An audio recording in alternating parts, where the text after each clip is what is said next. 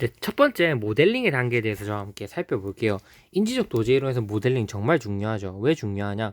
어, 스승의 관점에서 이런 문제적 상황에 놓였을 때 이런 지식을 어떻게 구성해서 사용할 거고 어떻게 이해하고 있는지 그 모범 답안을 보여주는 단계라고 해야 되기 때문에 이 모범 답안이 잘못되면 모든 인지적 과정이 틀어지게 되겠죠. 그런 점에서 정말 중요하다고 볼 수 있습니다.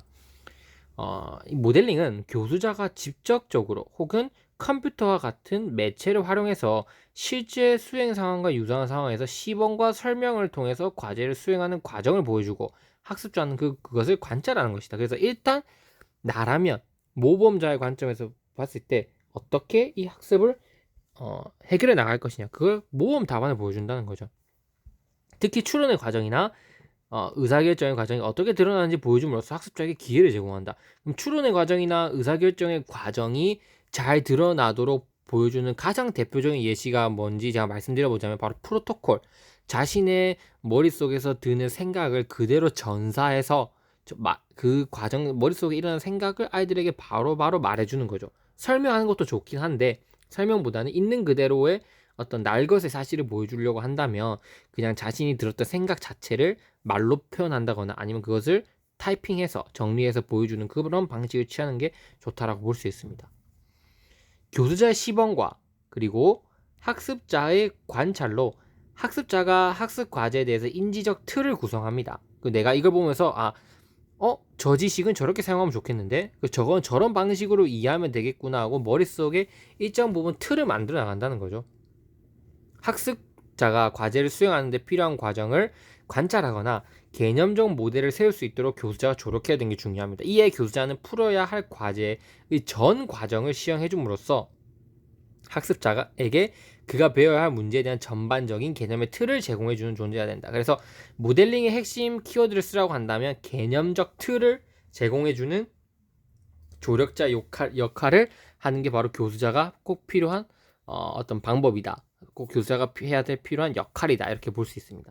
그래서 미술교과로 예를 들어서 본다면 예를 들면 교사가 학생들에게 간단한 사물을 데생하는 시범을 보이고 학생들은 그 모습을 관찰합니다. 이때 교사는 데생을 하면서 추가적으로 설명도 해준다는 거죠. 그래서 자, 이렇게 내가 먼저 시범을 보여줄 테니까 잘 봐봐 얘기하면서 이렇게 사과를 그릴 때는 이런 명암은 이렇게 표시를 하고 원에는 이런 이제 곡선을 먼저 그려서 이렇게 스케치를 하고 하는 게 좋을 거야 이렇게 얘기해 주면서 스케치를 해 나가는 것, 이게 바로 모델링이 된다는 거죠.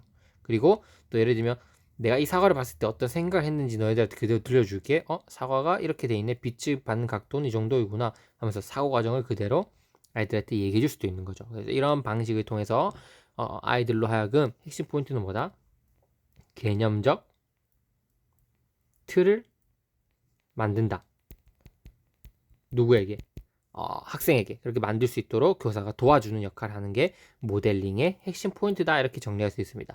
두 번째, 코칭은 뭐냐?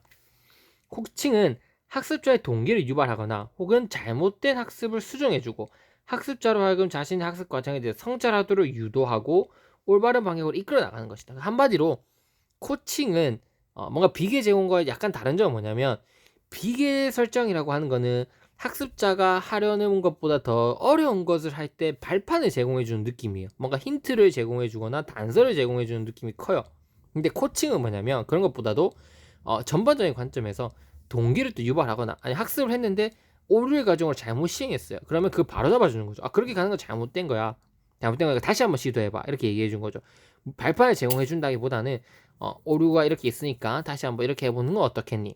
또 예를 들면 학습 동기 유발이 잘 안 될 때는 이렇게 해서 동기 유발을 뭐 시켜준다거나, 그리고 네 학습 스스로 네가 학습한 거에 대해서 한번 성찰해봐. 그게 제대로 되고 있는 거지. 이렇게 성찰을 유도한다든가, 혹은 1년에 질문을 던지면서 학습자 인지적 활동을 좀 자극하기도 하고, 이건 비교 설정은 유사하지만 코칭이라고 하는 게 훨씬 더 넓은 개념이고, 그리고 모든 면에서 아이들을 이렇게 도와줘 나가는 그러한 관점에서 접근하는 게 바로 코칭이다 볼 수 있어요. 비계 설정, 아까 말씀드렸지만 핵심 포인트는 이거예요. 비계 설정은 학습자가 자신의 능력보다 더 어려운 것을 수행할 때 교사가 제공해 줄 수 있는 힌트나 유도 질문이야 간접적인 방법을 통해서 학습자의 방식을 도와가는 게 바로 비계 설정이에요. 그래서 교수자가 공급하는 지원 체제가 하는 것으로 제안이나 도움의 형태라고 볼 수 있죠.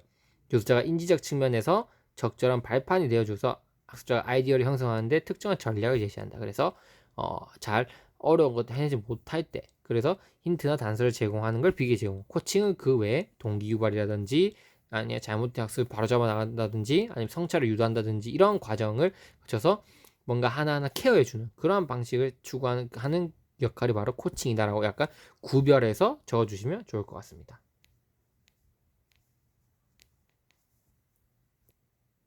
그리고 명료와 바추 탐구는 다음 강의에서 제가 구체적으로 좀 더 설명을 드려보도록 하겠습니다. 네, 다음 강의 학습자가 해야 될 역할, 명료와 반추 탐구에 대해서 구체적으로 살펴보도록 하겠습니다.